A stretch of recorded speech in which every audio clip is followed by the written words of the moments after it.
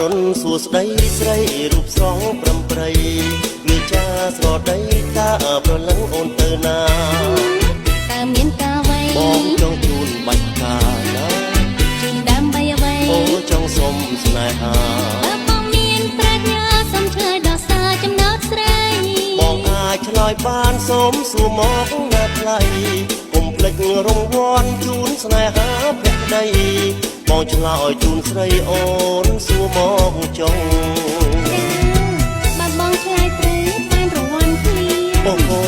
សំណួរបំណងបងឆ្លើយបានណានេះតាស្រីស្រស់ស្អាតនៅលើមាយាទចរិយាបរោសង្ហានៅលើចំណេញសម្បត្តិវិជាអ្នកមានត្រង់ណានៅត្រង់ចិត្តណាមានស្ងួនចំប្រនឹមនូមានចិត្តស្មោះចំពោះអូនទួងជីវិតសូនក៏មិនប្រែសាវ៉ា